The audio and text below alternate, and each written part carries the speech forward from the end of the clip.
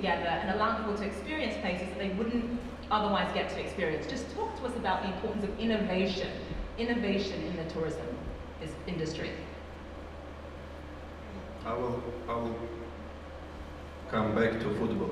Okay. So please welcome the President of Armenia, Armեն Սարգսյան.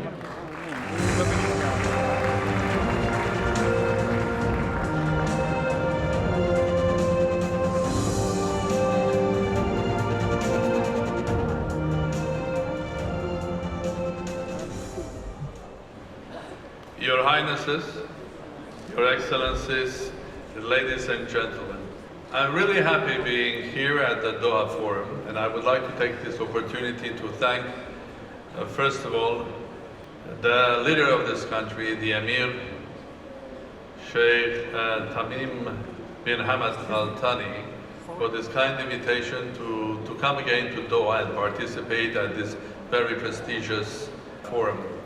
And it gives me an opportunity to share shortly with some ideas that I think are important. And it starts with the introduction of His Highness at the opening ceremony. I would like to take it from there and to continue. Because His Highness started and he was speaking about this world and the changing world, about the fact that this world is now more likely a multipolar world. Yes, indeed, and the same theme was continued by the Prime Minister of Malaysia, and I would like to continue it further. Indeed, this is, during the last 30 years, we lived a life when the world started being one polar or single polar, and then in a very short period of time, it started with being bipolar between Soviet Union and United States, and it changed into single polar. Then after a short period of time, now there are discussions that again it's a bipolar world, or maybe it's not bipolar, it's a tripolar or multipolar world. The reality is indeed that the world is not only multipolar, it's also much more complex than we were expecting. In fact, 30, 40 years ago, the theory is that the history has stopped. I think this theory has stopped because it looks like we are entering a new page of history rather than the history that has been stopped. Yes, indeed. As mentioned by His Highness, there are not only complexities of the multipolar world, but there are also complexities that there are more questions that we ask today than there are answers. There is more uncertainty than certainty. There is much more unpredictable events happening, things that we could predict and basically deal with them. So, why is this happening?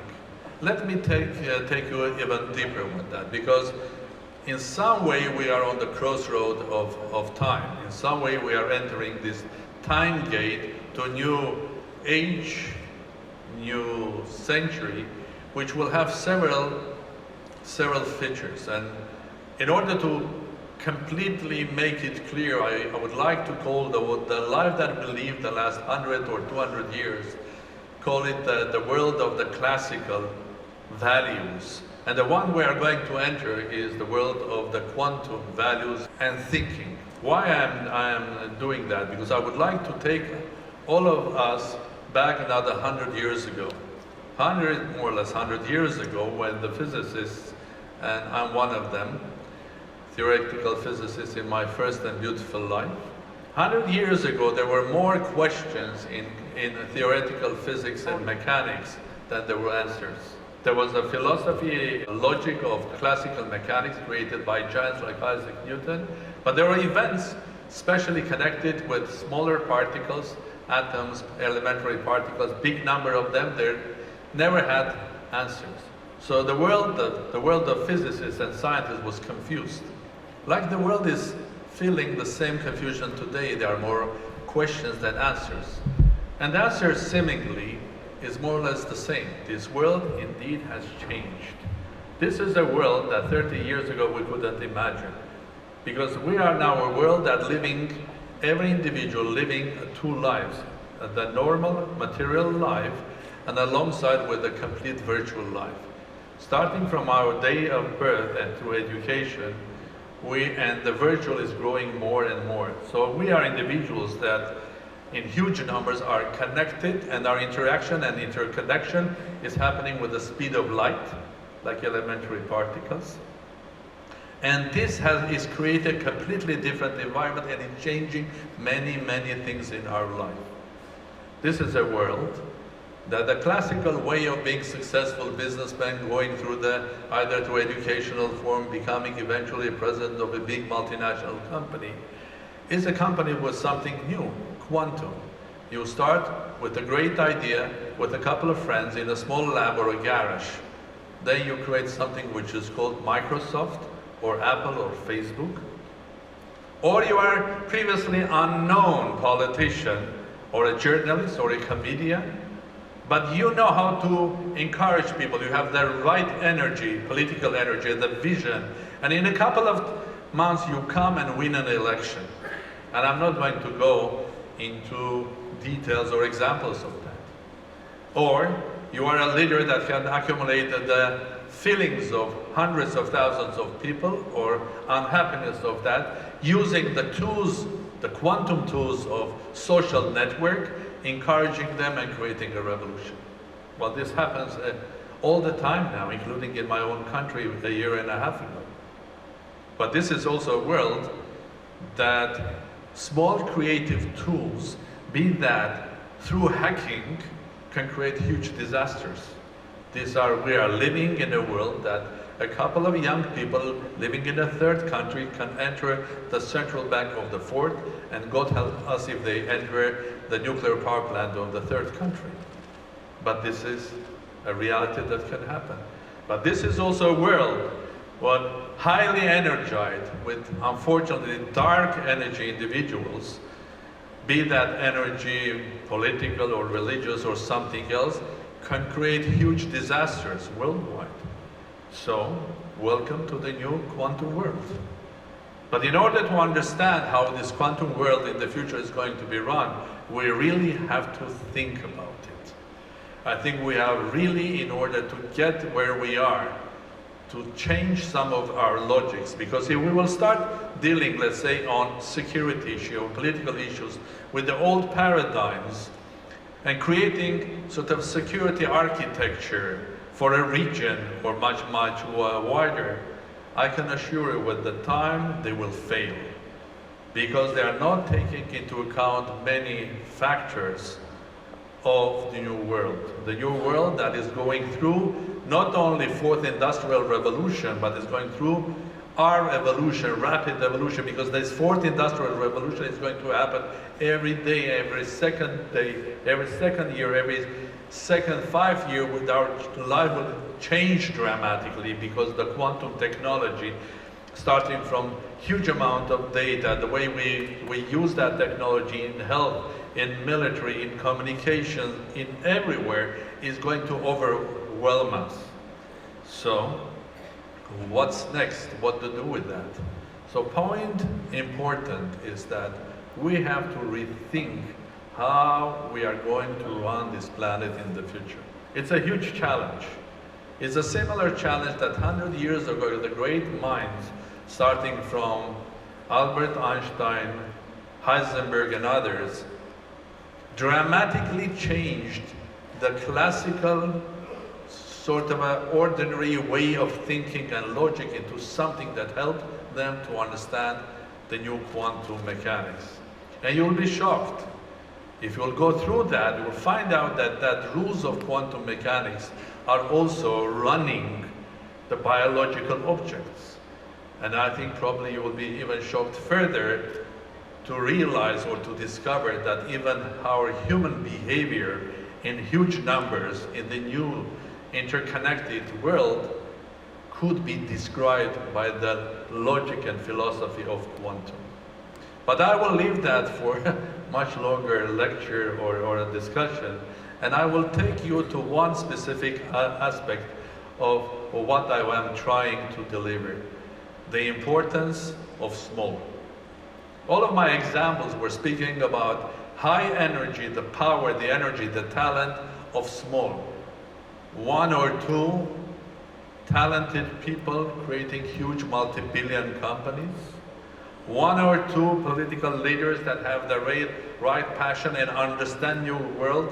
They are sort of a new quantum politicians using the power of the global network and the social network, doing either a revolution here and there, or becoming the next leader of their own nation, or countries that before were not known, with having a strong military power, can create their own small military tools that can be as effective as the tools of the great powers, and so on.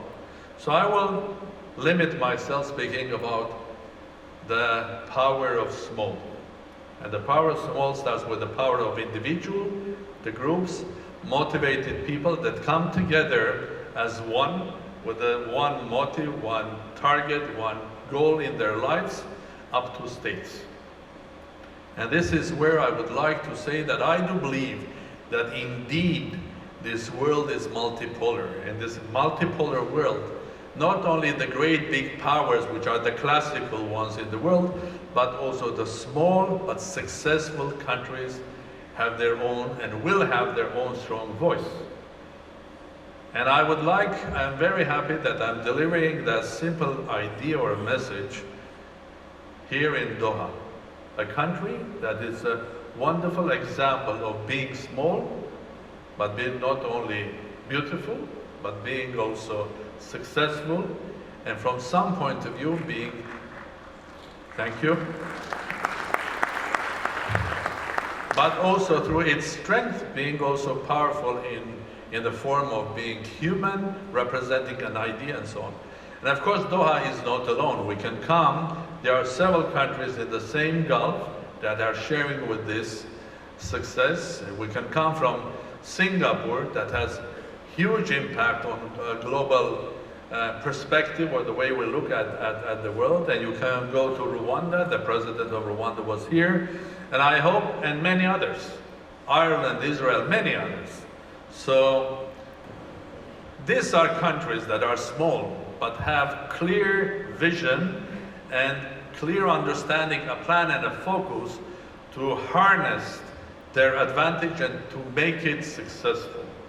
In some countries, like here in Qatar, the base of the success is several components, and one of them is the richness of natural resources, and the other one is the richness of having a vision and being organized and integrated for a specific target, making this country not just the country that uses the natural resources, but uses the natural resources into building the future.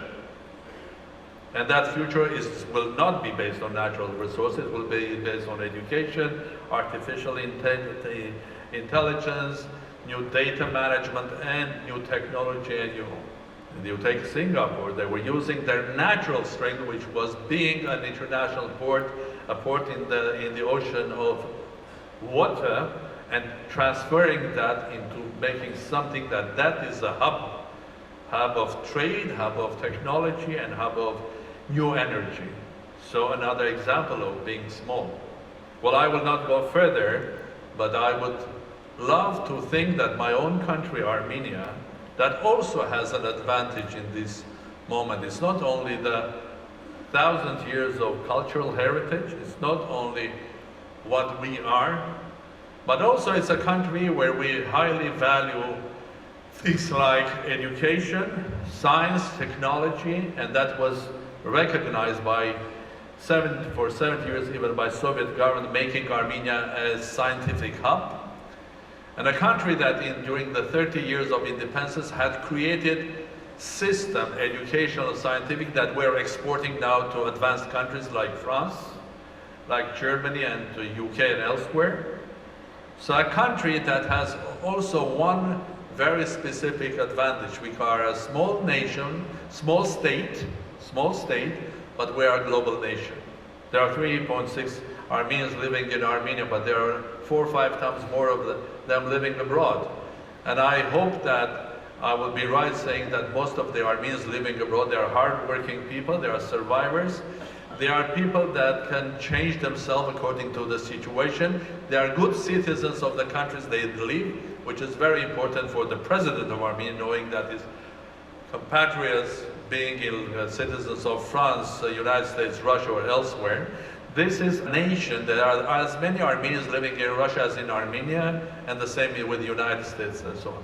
So that is a strength that I hope will make Armenia one of these small but successful countries that will be on the avant-garde of development of the world. So, in order to make my introduction small, I would like to finish here, coming again to the beginning of where I started, with the note of His Highness about the world being complex and multipolar. Yes, indeed, the world is multipolar, and the world is complex. I would say it's so complex that we have to call it quantum, and we have to learn how in the new world, interconnected, new technology, very fast world, what are the new rules that are going to run this world. And I'm sure that there will be a dozen of great women and men that will get Nobel Prizes for that. And it's worth it to think about it. But this is also a new world where small can be beautiful and small can be powerful. And I wish all of the small states to realize there is something important in the future. Look around the good examples and try being on your own, small but powerful. Thank you very much. Thank you very much, President Sargsyan, from the quantum world, the mysteries of the quantum world, to the mysteries of